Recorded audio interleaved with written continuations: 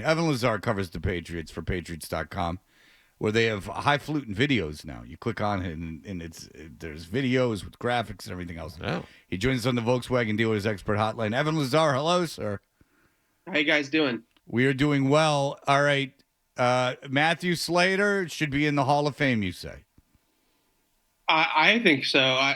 Look, I understand that he's in a unique position as a coverage ace or a special teams only player, but I think he's the best to ever do it. I think that role in special teams, whether we want to balk at it or not, is still a part of the game. It's still a phase of the game, and he's the greatest to ever cover kicks in the history of the league. And I also think that, being around him and a little bit of time that I got to cover him, you can tell the impact that he had on and off the field in that locker room, and just what kind of person and what kind of leader he is. So I think when you put the whole package together, I believe he's very worthy of consideration for the Hall of Fame. All right. So say he makes the Hall of Fame. Given the way that the game is played now, there would never be a current guy at that position or in the future that could ever make the Hall of Fame, right? Because there's nobody returns kicks anymore. It's true. That part of the serious. game, like that part of the game is over. Yeah, so he would be the last one. Yeah, that's actually an interesting point that I hadn't thought of. But I think that you still look around the league, and there are still teams that maybe not as many as the Patriots have rostered over the last, couple of years and decade or so with Belichick. But in general, there's still teams, like Justin Hardy on the Jets, who he went up to Slater in the last game of the year. We got it on our mic'd up segment, and talked about how Matthew Slater changed his life because it made a role for him on the Jets roster, and it motivated him to get better at covering kicks and have that be the route that he went in his NFL career. So I do think that there are other teams that roster players like that, maybe not as decorated as Matthew Slater, but I think that teams still have some value in the kicking game, that they will hold a roster spot or two, maybe not 5 or 6 like the Patriots do, but maybe a couple there for those types of players. Your guys are the ones that mic Slater up, because if you haven't seen it, go to Patriots.com, because Slater was mic'd up. They obviously knew going into the Jets game that it was his final game, and they had him mic'd up, and you guys did a great job. That was there was a lot of good stuff there. You could tell, A, how much Slater meant to his teammates, and B, how little anyone on that team cared about that Jets game. Those are the two things you walk around. I mean, even Slater's he's more concerned with the nor'easter coming in. You're 4-12. I kind of get it. Yeah. I understand what's going on there. But that was very good. That's good, Evan. That was good stuff. Shout out to our video team on that one. All right. One more thing about Slater before we get to your ranking of quarterbacks in the upcoming draft, which I found very interesting. Was Slater a guy, and again, just as a fan or even as a media member, you're really not sure. You see he's always the first guy down there to make a tackle, but from what I've read, people had to scheme around him in special teams. Does it really go to that length? Well, I definitely think that he saw more double teams in terms of, gunner positioning in the punt team, and, how they would use their blockers against the Patriots. He definitely saw more double teams than the majority of guys that you see in the kicking game in the punt coverage stuff. So I would say that, he would always joke that every once in a while he'd get a one-on-one on the outside there as the gunner on the punt team, and his eyes would widen, and he'd get all excited because he wasn't going to get mauled by 2 guys at once trying to get down there on the kick. So I do think that there was some game planning. I'm not going to sit here and tell you that takes, days and days to game plan for Matthew Slater, but I think that there was some thought certainly put into how teams were covering these kicks, or at least blocking, I should say, for punts in particular. You know what the Steelers called the coverage that they had to use on him? What's that? The auger, because it was a double team situation. Ah, I see. Do you understand what I'm saying? He would have 2 ladies at once. I see. You ever watch Jaromir Jagr? You ever watch Jaromir Jagr play, Evan? Yes, of course. And I played with him, in NHL, Yeah. what, 94. 2003 or Oh, whatever it was sorry. Yeah, back in the Much day. if you younger. went Yeah. AABBAA, then two girls would come on the ice in the game and service them. Go back if you saved your Sega system. Go back and try Yeah, that. I mean, you could get buff nuts. It was buff nuts mode, So, and it was just him skating away from girls on the ice. so Evan, at Patriots.com, you ranked all the quarterbacks that are going to be drafted. And you have some rankings that are interesting. One, Jalen Daniels over Drake Maye at 2, if I remember correctly. That seems to be the trend. But you like Penix over J.J. McCarthy and Bo Nix, too, right?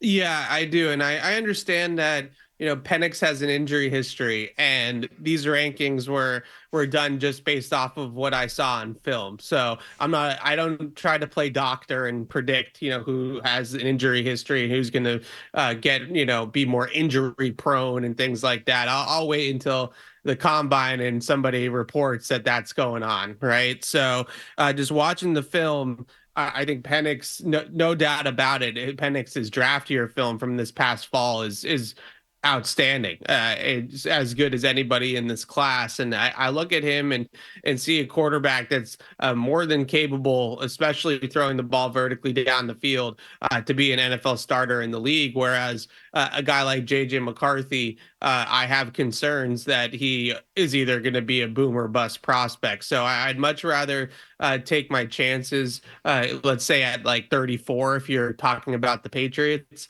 on a guy like Penix versus a guy like JJ McCarthy or even Bo Nix. So I'm still a believer in Penix. I think that, a lot of people were turned off by the college football national championship game, but watching that game back, he was under siege the entire game. Michigan's defense just played out of its mind. I'm not sure what most quarterbacks would have done in that environment. And then you still have that Texas game from the semifinal where he was outstanding. So I like Penix maybe a little bit more than other people. Like I said, if it comes out that his knees are a ticking time bomb and he's not going to make it, then that's a different conversation. But just based off the film, I think that he's a first round guy.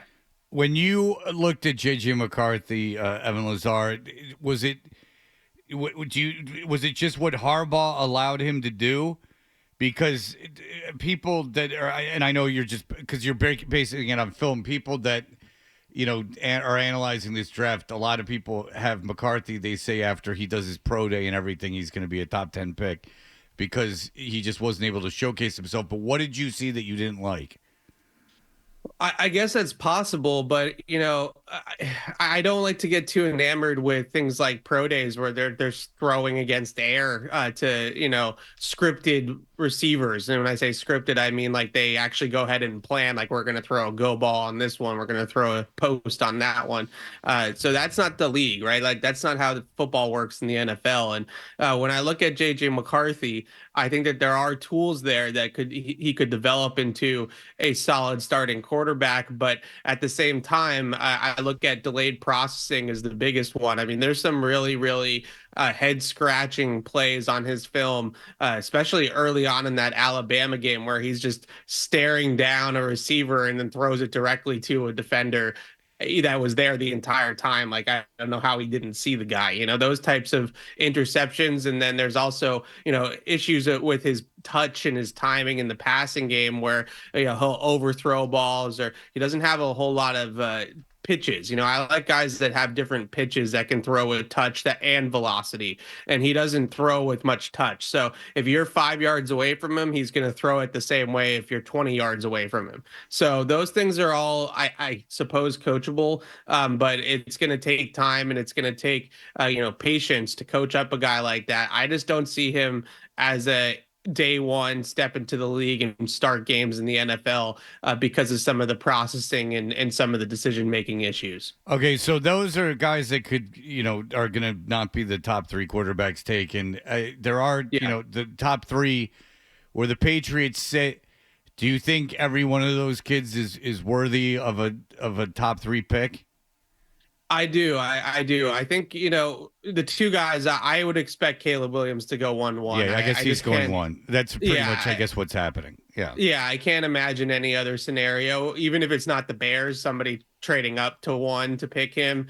It seems like a guarantee. So between Drake May and Jaden Daniels, I've flip flopped on those two, who I like better because they're different. So it's all about flavor of which way you want to go. I think with Drake May, he puts more actual NFL quarterbacking from the pocket on film than anybody else in the top of this draft. So you have Caleb, who's the great improviser, he's got that little Mahomes gene in him. You have Jaden Daniels, who's this unreal runner and mobile, almost like Lamar Jackson level. And then you have Drake May, who I think is more your classic NFL pocket quarterback. Not saying that he can't move around, because he can, but you see the way that he throws the ball to the middle of the field. You see the way that he manipulates coverage. He moves in the pocket. Like, those are the types of things that I still hold a lot of stock into, because I still think that NFL quarterbacking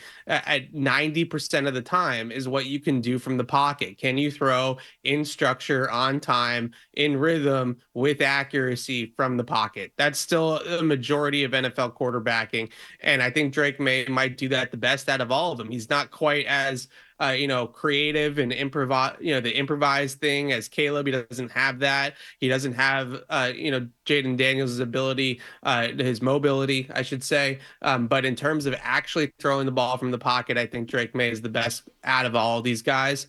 With that being said, Daniels is intriguing, absolutely intriguing. Great deep ball, great timing and touch and accuracy on the deep ball, and then obviously he can run around. So all three of those guys, I think, have tools that are worthy of the number 3 overall pick. If I was the Patriots right now, especially with the scheme that I anticipate them running under Alex Van Pelt, I'd lean a little bit more towards Drake May, because he is that traditional pocket passer.